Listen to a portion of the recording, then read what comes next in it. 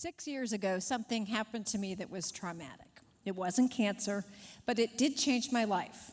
It forced me to do things differently and to adapt to an entirely new reality, something we've all had to do as journalists. In January of 2012, I lost hearing in my right ear. Hello, I think it's not moving. It's not. Hold that thought. Suddenly, overnight, I lost my hearing, literally overnight. I had a really bad head cold. I woke up with this roaring in my ear, and I was so dizzy and nauseated, I couldn't stand up. When I went to the doctor that morning, I looked at him, and he said, "Maryanne, you have suffered a kind of sudden hearing loss that is likely irreparable, and you will probably never hear out of that ear again." I was so shocked. How could something like that happen literally overnight? And of course, I didn't believe him. So I found an expert. I drove to Pittsburgh, which is about 90 miles away, and I went to see him for a better diagnosis. Of course, he said the same thing. There is likely no cure. But he said, "We will try something to see if we can make it better." So for the next 3 months, I traveled back and forth to Pittsburgh, and I had steroid shots in my right eardrum, which is as painful as it sounds. But after all of that was done, nothing changed, and I was still technically deaf in that ear. Those were pretty dark days for me because not only had I lost my hearing, but I had this crazy tinnitus in my ear, this ringing in my ear, and I had this horrible, horrible vertigo that made it really difficult to even function. So I decided I couldn't stay in the dark place too long, and so I decided I had to do something to make it better. The first thing I did was I got a dog with really big ears to help me navigate in the world. Welcome, Jill. I had targeted physical therapy to help me get my balance back. And then I got this really crazy bone-anchored hearing aid, which transfers hearing from the good ear to the bad ear and helps me in some situations, although not at Newsgeist.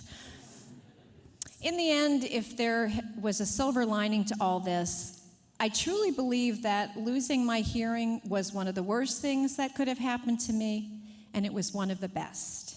It made me a better person, a better educator, and a better journalist. It taught me invaluable life lessons that could be applied to journalism. One of those lessons is the lesson of acceptance. Sometimes when really bad things happen to you, you have to let them wash over you, kind of like a tidal wave, which is coming. I'm a little stuck on this. And you know, when that happens, you really have to wait until the wave subsides, until you can really get up and reassess the situation and move on.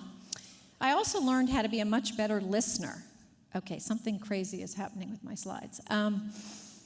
I learned how to be a better listener because I literally have to focus on what people are saying to get the gist of it. And that's made me more empathetic and more willing to see another person's point of view.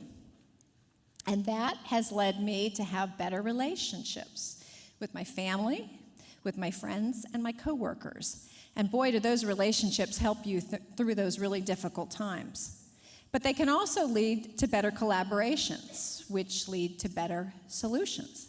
My college now has these really beautiful partnerships within the university, with other universities, and with outstanding media professionals, and that has enabled us to advance our curriculum and our programs in ways that we could not have done it alone. I am much more mission-driven now because I know I have limited time and I have limited energy, and I have to focus on those things that truly matter. You know, things like saving local journalism and restoring trust in the media and democracy. I count my blessings. I could have lost hearing in both of my ears. I could be blind. I could be dead. But I have a wonderful life. I have people that love me, and I have a great job where I can influence young people and impact their lives, which is pretty awesome. I've learned that when times are tough, you really have to dig deep and rely on that inner strength that lies within all of us. And I have learned I literally have to block out the noise so I can listen to my own voice and my own heart.